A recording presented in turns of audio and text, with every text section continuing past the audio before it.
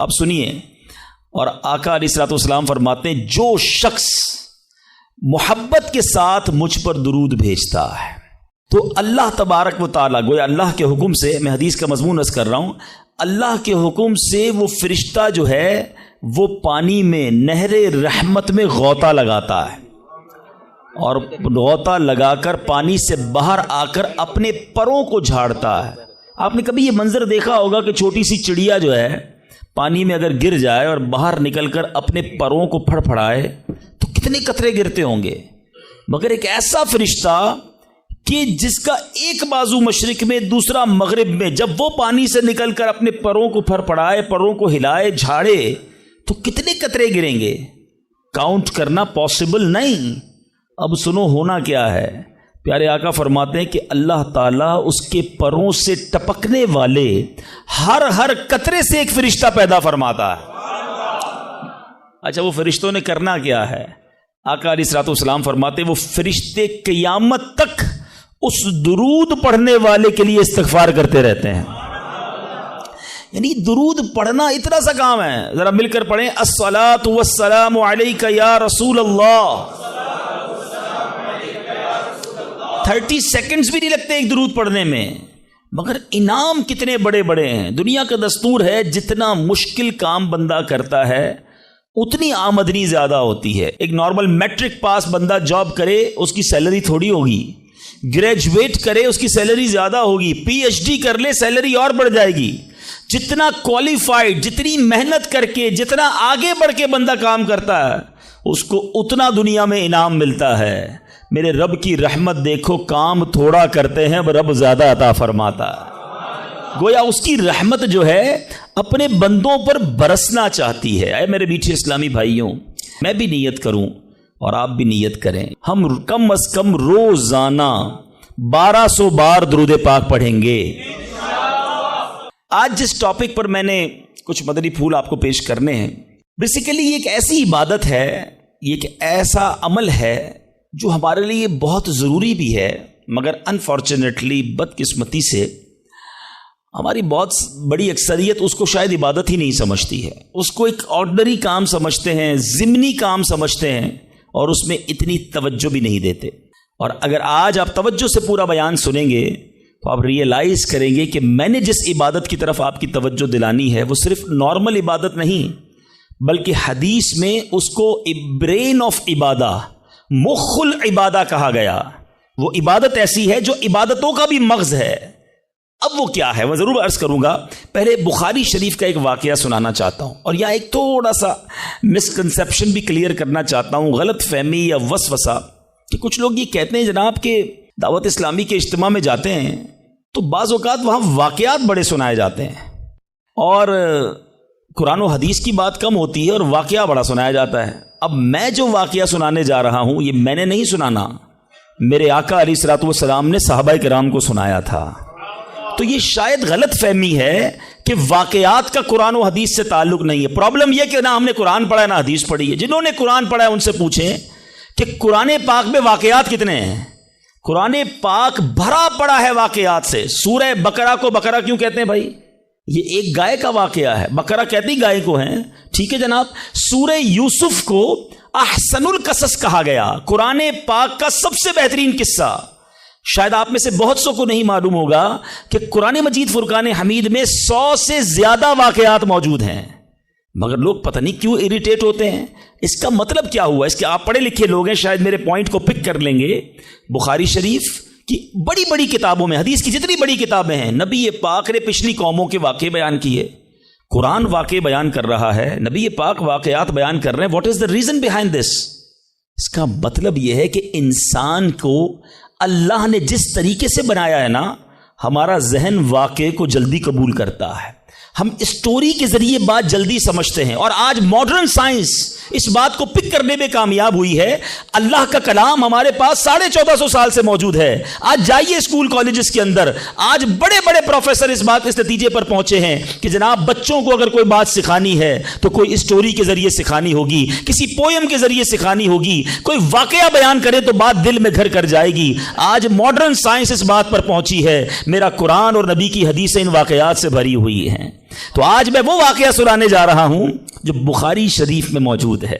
اللہ کے حبیب علیہ الصلوۃ والسلام نے صحابہ کرام کو سنایا, اور امیزنگ کمال کا واقعہ ہے, اور یہی میرے آج کے ٹاپک کا یوں سمجھیے سینٹرل آئیڈیا ہے.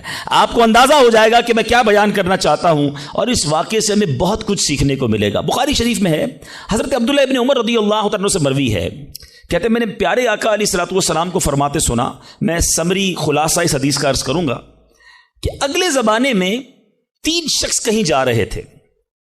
رات کا وقت تھا, سونے کے لیے انہوں نے ایک غار کا انتخاب کیا, اور ایک غار میں جا کر وہ آرام کرنے لگے. اس زمانے میں موٹیل اور ہوٹل تو ہوتے نہیں تھے کہ رات ہو گئی تو چلو کسی ہوٹل میں جا کے آرام کر لیں. کوئی غار دیکھا اور وہیں سو گئے پہاڑ کے اندر. ہوا کیا کہ وہ سوئے اور پہاڑ کی ایک چٹان جو ہے وہ اوپر سے گری, اور اس پہاڑ کا جو منہ تھا اس پر چٹان آ کر گر گئی. کلوز, دروازہ کلوز ہو گیا. اس زمانے میں موبائل فون نہیں تھا کہ اندر پھنسے ہوئے کسی کو بتاتے کہ ہم اندر پھنس گئے. وہ اندر ہو گئے, اور دروازہ جو اس غار کا منہ تھا وہ چٹان سے بند ہو گیا. نبی پاک علیہ الصلوۃ والسلام فرماتے ہیں کہ اب ان تینوں نے کیا کیا. انہوں نے کہا کہ اب ایک ہی ہتھیار بچتا ہے, کسی کو بتا تو سکتے نہیں, آؤ اللہ کریم کی بارگاہ میں دعا کرتے ہیں. دعا مومن کا ہتھیار ہے. یہی میرا آج کا ٹاپک ہے. دیکھو بخاری شریف کی حدیث میں آقا فرما رہے ان تینوں نے کام کیا کیا. پھنس گئے تھے, کوئی چارہ نہیں تھا, اللہ کو پکارتے ہیں. تینوں نے فیصلہ کیا ایسا کرتے ہیں, تینوں نے کوئی زندگی میں اچھا کام کیا ہونا تو اس اچھے کام کا وسیلہ پیش کر کے اس اچھے کام کے صدقے سے اللہ کی بارگاہ میں دعا مانگتے ہیں. بخاری شریف کی حدیث سے یہ عقیدہ کلیئر ہو رہا ہے کہ وسیلے سے دعا مانگی جا سکتی ہے. اچھا جناب, پہلے بندے نے کیا کیا, اللہ کی بارگاہ میں دعا کی کہ یا اللہ میرے والدین بہت بوڑھے تھے, جب میں جنگل سے بکریاں چرا کر لاتا تو دودھ دو کر سب سے پہلے اپنے والدین کو پلاتا, اس کے بعد اپنی بیوی اور اپنے بچوں کو پلاتا. اے اللہ ایک دن ایسا ہوا کہ میں دودھ دھو کر آیا, لیٹ ہو گیا, آیا تو والدین سو گئے تھے, بچوں کو بھوک بھی لگی تھی, مگر میرے عشق نے, ادب والدین نے گوارا نہ کیا کہ ماں باپ سے پہلے بیوی بچوں کو دودھ پلاؤں. ساری رات انتظار کرتا رہا, اپنے والدین کے انتظار میں کھڑا رہا. میرے ادب نے یہ بھی نہ مجھے اجازت دی کہ والدین کو جگا دوں کہ آپ دودھ پی لیجئے, میں آ گیا ہوں. میں سرہانے کھڑا رہا, اے اللہ اگر میں نے یہ کام تیری رضا کے لیے کیا, ساری رات میں کھڑا رہا ماں باپ کے ادب میں, صبح ہو گئی تو میرے مولا اس مصیبت سے ہمیں چھٹکارا دے دے, اے اللہ اس غار سے ہمیں نکال دے. اس بندے نے دعا ختم کی, آقا فرماتے وہ پتھر تھوڑا سا سرک گیا. وہ پتھر جو کرین سے نہ ہلے, وہ چٹان آٹومیٹکلی دعا جو ہے اثر رکھتی ہے, پتھر سرک گیا. مگر اتنی جگہ نہ بنی کہ بندے باہر نکل جائیں. اب دوسرے کی باری آئی, اس نے اللہ کی بارگاہ میں دعا کی, مولا اے رب کریم میرے چچا کی ایک بیٹی تھی, لڑکی تھی, میری کزن تھی, اور میں اس پر بڑا عاشق تھا, بڑا محبوب رکھتا تھا اس کو, لیکن وہ میرے قریب نہیں آتی تھی, مجھے اپنے پاس نہیں بیٹھنے دیتی تھی. اب ایک بار وہ لڑکی کسی وجہ سے کسی مصیبت میں گرفتار ہو گئی, قحط میں گرفتار ہوئی, کھانے پینے کو پیسے نہیں تھے. وہ میرے پاس آئی اور آ کر کہا کہ مجھے مدد کر دو, تم میرے کزن ہو, مجھے بڑی ضرورت ہے. اب چونکہ پہلے سے مجھے وہ پسند تھی, ارادہ برا تھا, تو میں نے اس لڑکی کو کہا ٹھیک ہے جو تم مانگتی ہو میں دے دوں گا, مگر تم مجھے اپنا آپ حوالے کر دو, برا کام میرے ساتھ کرو. بیچاری مجبور تھی, میرے ساتھ وہ برائی کے لیے تیار ہو گئی. یا اللہ جب میں اس کے ساتھ قریب ہوا, وہ اللہ کی بندی مجھے کہتی ہے کہ اللہ سے ڈر اور ناجائز طور پر یہ کام نہ کر, میں تیرے لیے حلال نہیں ہوں. جب اس عورت نے, یہ لڑکی نے مجھے یہ بات کہی, کوئی اور دیکھنے والا نہیں تھا, میں اکیلا تھا, قابو تھا میرا اس عورت پر, مگر جب اس لڑکی نے مجھے تیرا خوف دلایا, اے اللہ فقط تیرے خوف سے میں پیچھے ہٹ گیا. اے میرے مالک کام اکیلے میں کیا تھا, آج پھنس گیا ہوں, اگر یہ کام میں نے تیری رضا کے لیے کیا ہے, اے رب کریم آج اس مصیبت سے نکال دے. وہ پہاڑ تھوڑا اور سرک گئے, وہ چٹان اور سرک گئی. آقا فرماتے ابھی بھی اتنی جگہ نہ بنی کہ بندے باہر نکل جائیں۔ اب تیسرے بندے کی باری تھی، ہاتھ اٹھائے، اللہ کی بارگاہ میں عرض کی کہ یا اللہ، میں نے ایک بار کچھ کام کیا، چند مزدوروں کو مزدوری پہ رکھا، کام کر کر ایک مزدور ایسا تھا جو مزدوری لیے بغیر چلا گیا، بھول گیا اپنا جو حق تھا وہ لینا بھول گیا، چلا گیا۔ اے رب کریم، جب وہ بندہ چلا گیا میں نے اس کے پیسے کاروبار میں لگا دیے، کچھ سالوں بعد وہ مزدور پھر آیا، آ کر کہتا ہے میری مزدوری باقی رہ گئی تھی بھائی، میں لینا بھول گیا تھا، وہ پیسے مجھے دے دو۔ تو میں نے اس مزدور سے کہا کہ یہ تم اتنا بڑا ریوڑ جانوروں کا دیکھ رہے ہو، گائے بکریاں یہ سب تمہاری ہیں؟ اس نے کہا یہ ساری میری کیسے ہو سکتی ہیں؟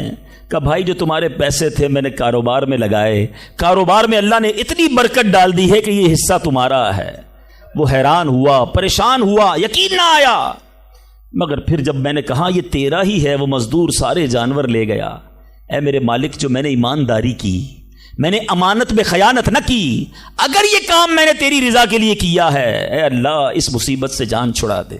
حدیث کے الفاظ ہیں وہ پہاڑ اور سرک گیا، اب اتنا راستہ بن گیا کہ وہ تینوں باہر نکل گئے۔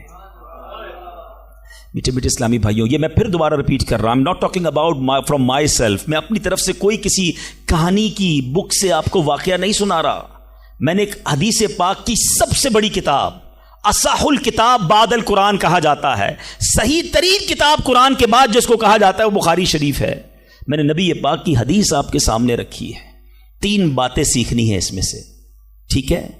پہلا بندے نے کیا کام کیا؟ اللہ سے کیا عرض کی کہ والدین کا ادب کیا تھا، میرے مولا میں نے ماں باپ کی خدمت کی، اللہ کی بارگاہ میں یہ عمل کتنا مقبول ہوا کہ اس سے مصیبت دور کر دی گئی۔ میں ہر ٹاپک پر بہت دیر تک گفتگو کر سکتا ہوں، لیکن ظاہر ہے کہ مجھے ایک وقت کے اندر اپنا بیان کمپلیٹ کرنا ہے، میں بہت مختصر بات کر کے آگے بڑھ جاؤں گا۔ وہ لوگ جن کے ماں باپ حیات ہیں، خدا کی قسم یہ رب کی بہت بڑی نعمت ہے، ہمیشہ ان کی قدر کرنا۔ ماں باپ کا جو فرما بردار ہے وہ دنیا میں بھی کامیاب ہے اور آخرت میں بھی کامیاب ہے۔ ایک حدیث کا مضمون ہے، جس سے ماں باپ راضی اس سے اس کا رب راضی، جس کے ماں باپ اس سے ناراض اس سے اس کا رب ناراض۔ یاد رکھنا میرے بھائیوں، وہ میرے نوجوانوں جن کے ماں باپ حیات ہیں، ان کی قدر کرو، ان کی دعائیں لو، خدا کی قسم اس کو کامیابی سے کوئی نہیں روک سکتا جس کے ساتھ ماں باپ کی دعائیں ہیں، اور اس شخص کو بربادی سے کوئی نہیں روک سکتا جس کے ماں باپ اس سے ناراض ہیں۔ دنیا میں اور بہت سارے گناہ ہیں، ہر گناہ کی سزا، اس کا رزلٹ، اس کا عذاب جو ہے وہ بندے کو مرنے کے بعد پتہ چلتا ہے، مگر ماں باپ کی نافرمانی وہ گناہ ہے کہ جس کا عذاب بندے کو دنیا میں دکھایا جاتا ہے۔ جو ماں باپ کا نافرمان ہوتا ہے نا، اس کی اولاد دنیا میں اس کی نافرمان ہوتی ہے۔ آج آپ بہت سارے اسلام بھائی پرچیاں بھی دیتے ہیں، دعائیں بھی کرواتے ہیں، میں آپ کو ایک مشورہ دیتا ہوں، ادھر ادھر دعائیں مت کراؤ۔ جس کے پاس ماں ہے نا، اپنی ماں کے قدموں میں بیٹھ جاؤ، خدا کی قسم ماں دل سے دعا کر دے طوفان ٹل جایا کرتے ہیں۔ بھول گئے آپ کہ جنت میں موسیٰ کا پڑوسی بنا دیا اللہ نے؟ ایک کسائی کو ماں نے دعا دی تھی، اللہ نے موسیٰ کا جنت میں پڑوسی بنا دیا۔ تو ماں باپ کی ادب کریں، نافرمانی نہ کریں۔ دوسری بات، بڑی اہم بات ہے، بڑے نوجوان بیٹھے ہیں یہاں پر، آج جو بے حیائی کا دور ہے، آج جو بدکاری کا دور ہے، آج جو سوشل میڈیا نے ہماری آنے والی نسلوں کو برباد کر کے رکھا ہے، فلموں نے، ڈراموں نے، ماڈرنزم نے، حیا ختم ہوتی جا رہی ہے۔ اس نوجوان نے کیا کیا تھا؟ اکیلا تھا، اس لڑکی پر قابو تھا، مگر جب خوف خدا طاری ہوا تو وہ موقع چھوڑ کر اللہ کے لیے الگ ہو گیا۔ بتائیے آج ہمارا کیا حال ہے؟ نیک نمازی دکھنے والے بھی اکیلے میں جب ہوں، اللہ نہ کرے گناہ کا موقع مل جائے، کیا اب بندہ بچتا ہے؟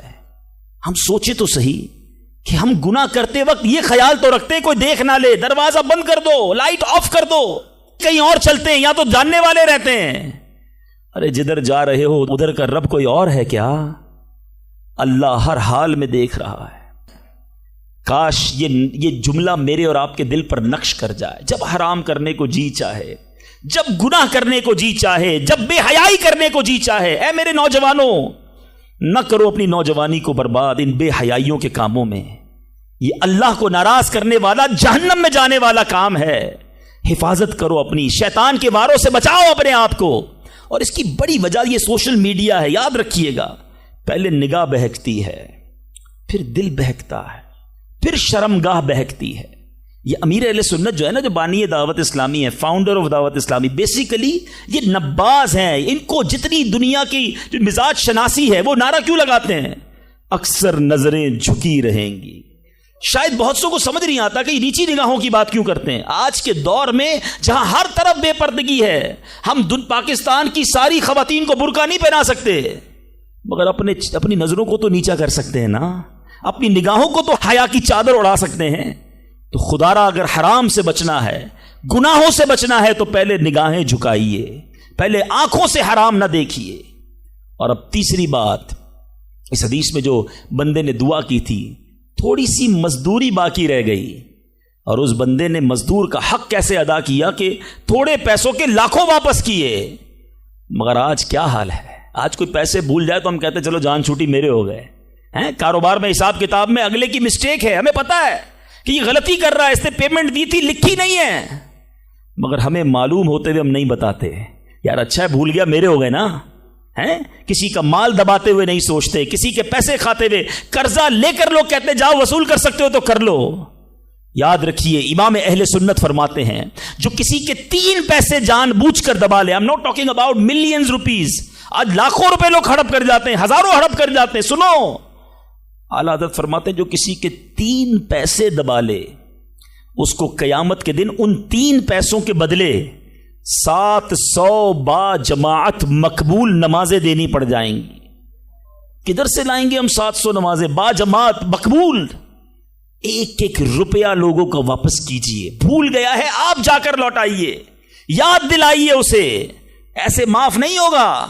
آج لوگ کہتے ہیں میرا بگاڑ ہی نہیں سکتا کوئی. ٹھیک ہے, آج آپ کا کوئی نہیں بگاڑ سکتا, بڑے روب والے ہیں, بڑا عہدہ ہے آپ کے پاس, آپ چودھری ہیں, آپ کسی علاقے کے بڑے ہیں, منسٹر ہیں, کونسلر ہیں, واٹ ایور.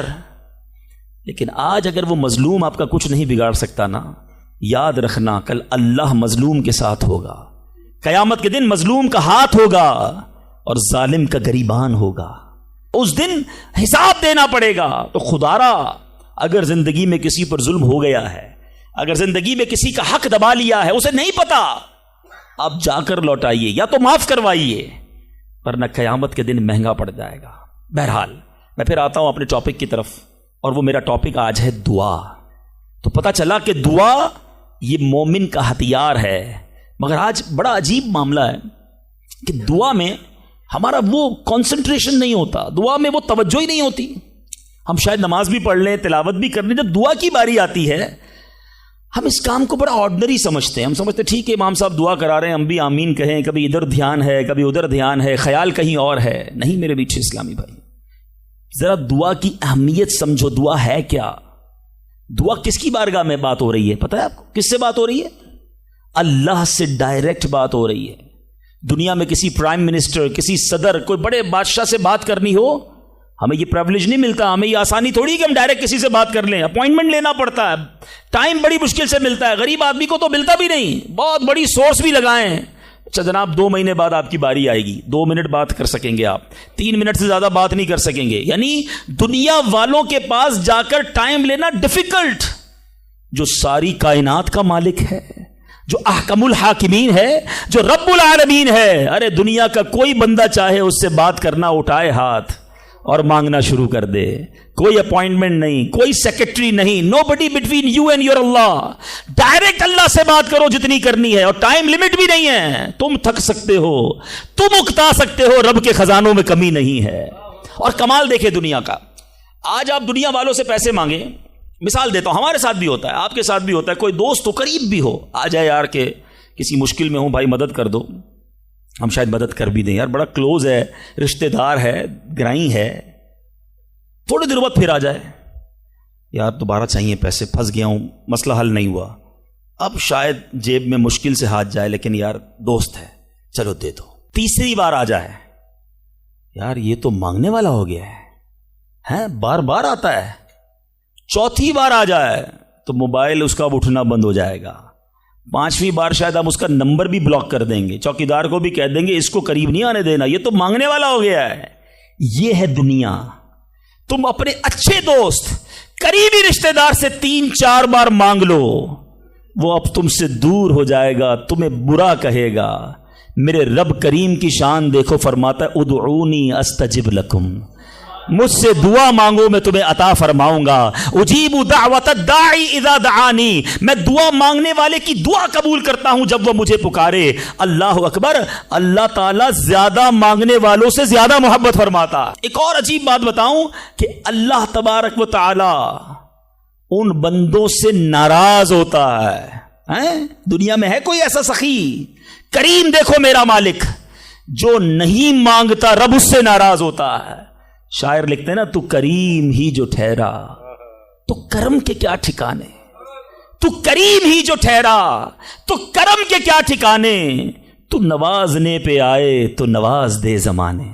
میں نے آپ کو قرآن کی کچھ آیات کے ذریعے یہ احساس دلایا کہ دعا کی اہمیت کیا ہے۔ اب آؤ میں آپ کو آپ کے نبی علیہ الصلوۃ والسلام کی کچھ حدیثیں بتاتا ہوں، کس طرح انکریج کیا اللہ کے حبیب علیہ الصلوۃ والسلام نے، کیسی حوصلہ افزائی فرمائی ہے دعا کے بارے میں۔ اللہ کے حبیب علیہ الصلوۃ والسلام فرماتے ہیں اللہ تعالیٰ کے نزدیک کوئی چیز دعا سے بزرگ تر نہیں ہے۔ اللہ کے نزدیک سب سے بزرگ چیز وہ دعا ہے، اور دعا کو حدیث میں مخ العبادہ، عبادت کا مغز کہا گیا، ٹاپ آف دا لسٹ جو عبادت ہے نا وہ دعا ہے۔ مگر آج دعا کی طرف توجہ ہی نہیں ہے۔ ہم تو سمجھتے ٹھیک ہے، مانگ لی نہیں مانگی،